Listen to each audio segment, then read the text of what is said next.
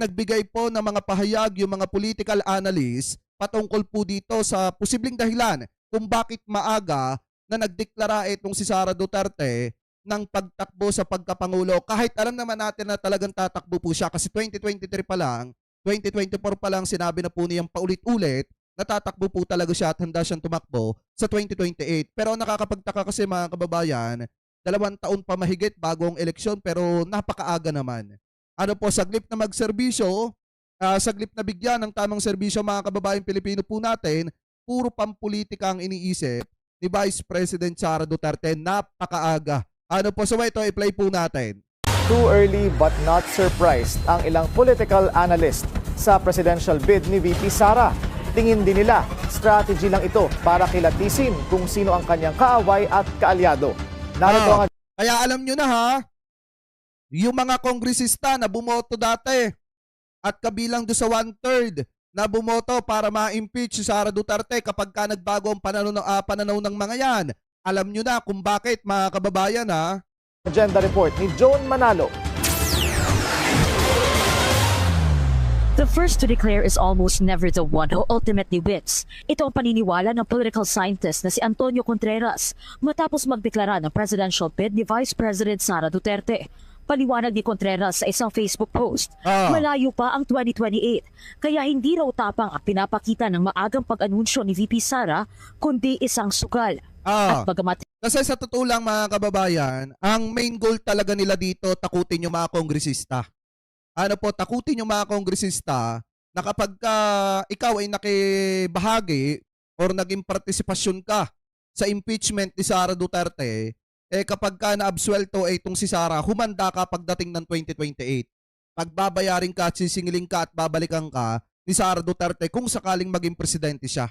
Yun yung gusto niya mga kababayang ipaunawa dun sa mga kongresista na magtatangka na pumirma sa kanyang impeachment mga kababayan. At ang isa pa dito, talagang gusto niyang ipakita sa mga kongresista na willing siya sa pagkapangulo at yung mangyayari na impeachment ni Sara Duterte ay isang hakbang lamang para pigilan yung kanyang pagtakbo sa 2028. Sa madalit salita, palalabasin nila publicly na political persecution yung ginagawa dito kay Sara Duterte, yung pagtalakay ng kanyang impeachment. Yun yung gusto niyang palabasin nila, mga kababayan. Ano po, anyway, tuloy pa natin. Headline ngayon ang deklarasyon ng bise na tatakbo ito sa pagkapangulo, hindi anya headlines ang nagpapawagi sa eleksyon, kundi makinarya, narrative control, timing at coalition. Dagdag ni Contreras, ipinapakita rin daw ng kasaysayan na rarely decisive ang maagang deklarasyon tulad ng ginawa ni VP Sara. Patunay raw nito sina dating Pangulong Noynoy Aquino at Rodrigo Duterte at maging si Pangulong Bongbong Marcos dahil marami na anyang pangalan ang lumutang sa pagkapangulo bago pa sila nag-anunsyo ng kanilang pagtakbo. Para naman kay Jean Franco na isa ring political scientist, political strategy lang ang ginawa ni VP Sara at hindi na raw ito kagula-gulantang. Pero talagang kailangan niyang definitive, kumbaga. Sugal to mga kababayan, sa totoo lang yung ginawa ni Sara Duterte ngayon, sugal yan. Alam nyo, ang possible na mangyari kay Sara Duterte, kapag kami nalasmala siya, baka mapatulad siya kay Binay. Before, mga kababayan, na sa sobrang aga, ang nangyari, di ba, una, malakas, oo, pero ang ending mga kababayan, nasira lang din siya. So, ganun ang possible na baka mangyari kay Sara Duterte. Kaya nga ang nangyari dito, checkmate siya. Checkmate siya mga kababayan, lalo na kapag lumabas yung isa sa mga politiko na malakas din pagdating mga kababayan sa larangan ng politika. Alam naman natin mga kababayan na kapag naglaban itong si Lenet, itong si Sara, malaki ang posibilidad na baka matalo pa itong si Sara Duterte. Kasi si Leni Robredo, alam natin may solid na 15 million votes yan. At ngayon yung mga Gen Z, ang karamihan dyan possible na sumuporta pa kay Leni yan. Diba? Paano pa kaya mga kababayan kung sakali na ang suportahan ni PBBM sa pagkapangulo, sa pagkapresidente sa darating na 2028, si Leni Robredo kung sakaling tumakbo siya. Di po ba mga kababayan? Kaya talo talaga dito, laglag talaga dito si Sara Duterte. Yung sinasabi nilang malakas si Sara, huwag kayo magpapapaniwala dyan. Dahil kung hindi naman talaga dahil sa mga Marcos loyalists, hindi naman mananalo yan. Baka natalo pa yan ni Kiko Pangilinan. Ipaliwanag at i-announce na kasi maraming nangyayari surrounding Kasi ako, sa totoo lang, ngayon pa lang sinasabi ko sa inyo mga kababayan, kapag ka si Leni Robredo tumakbo at silang dalawa na lang ni Sara ay naglalaban, maglileni na lang ako kaysa sumuporta kay Sara Duterte. Ano po kasi yung youth ayaw po niyan kay Sara. 'Di ba yung mga kabataan? Ayaw ng mga kabataan kay Sara. Ang susuportahan ng mga kabataan diyan si Leni Robredo. Sinasabi ko lamang po yung totoo mga kababayan na possible na mangyari kung sakaling si Leni at saka si Sara ang maglaban. Her, no, yung impeachment, yung Endless, too early but not tinaguri ang loyalist sa pamilya niya. Tapos yung ano din, yung mukhang yung sa ICC, no, may mga binanggit ng co-perpetrators na mga tinaguri ang loyalist sa pamilya niya. Tapos yung ano din, yung sa hearing ng charges sa ICC sa ama niya. Dagdag rin ni Franco, mukhang kinailangan ng ilantad na bise ang kanyang plano sa publiko para mailinya na niya kung sino-sino ang mga susuporta sa kanya o hindi. Lalo na't may epekto rin sa bise ang hinaharap na kaso ng kanyang amang si former President Rodrigo Duterte sa International Criminal Court. Kumbaga gusto na niyang magpakilala yung mga supporters niya. Hindi niya rin sigurado how it will play out, no, yung trial.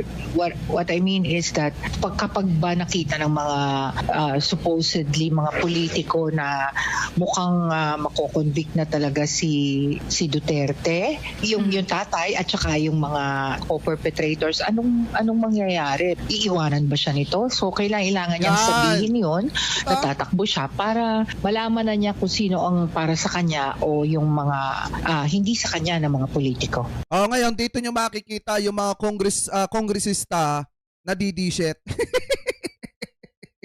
Diba? Dito nyo ngayon makikita mga kababayan, yung mga kongresista na didishit na susuporta kay Sara Duterte pagdating ng 2028. Lalo na yung mga mag-a-abstain. Tandaan nyo yan yung mga mag-a-abstain kapag pinag-usapan na yung impeachment ni Sara at yung mga mag-a-absent at hindi pipirma. Ibig sabihin yan, sumusuporta kay Sara Duterte ang mga yan. Ganito rin ang pananaw ni UP Journalism Professor at kontradaya convener Danilo Araw na nagsabing hindi rin mahihiwalay ang ongoing impeachment proceedings na bisa sa Kamara sa ginawa nitong pag-anunsyo ng kandidatura. Sa ngayon, wala pa ring paliwanag si VP Sara kung bakit tila napaaga ang kanyang pag-aanunsyo na tatakbo siya bilang Pangulo ngayong 2028 elections. Para sa Agenda, Joan Manalo, Billionaire News Channel. Kasi baka mangyari talaga mga kababayan dito, girl versus girl.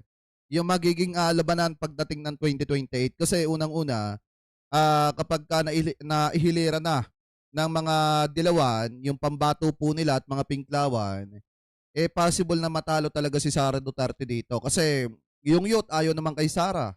Wala naman mga kabataan gasino ang sumusuporta po kay Sara Duterte. Kasi nga, ayaw po nila sa mandarambong mga kababayan. Ngayon, matik nang susuportahan ng mga yan, si Leni Robredo. Kasi alam naman po natin mga kababayan, na karamihan po si Jensei, lalo na at si Sara, ipinupush ni Panelo na si Robin yung kuhanin. Di ba yung mga kabataan galit kay Robin Padilla? Kapag ka si Robin Padilla ang ginawa niyang vice-presidente, automatic laglag yan. Diba? Lalo na at galit na galit ang mga kabataan ngayon kay Robin Padilla nung sinabihan ni Robin Padilla mahina ang mga kabataan. Ngayon, matitikman nila pagdating ng 2028 yung sinasabi nilang mahina. Ano po yung minamahina nilang Jensei? Matitikman nila yan pagdating ng 2028. Manatiling nakatutok sa Diba? So ngayon mga kababayan, maliwanag po na nung si Sara Duterte ay nagsimula na sumugal. Doon na rin po nagsimula na magkagulo sa loob ng grupo ng mga kaalyado ni Sara Duterte at lumabas yung mga naghahangad na gawing vice-presidente si ganito, ipush si ganito. Pegador, wala kang kawala. Pegador, kayo ay maganda. Pegador, galit sa masama. Pegador, ang sa inyo bebenga. Pegador, wala kang kawala. Pegador, kayo ay maganda. Pegador, galit sa masama.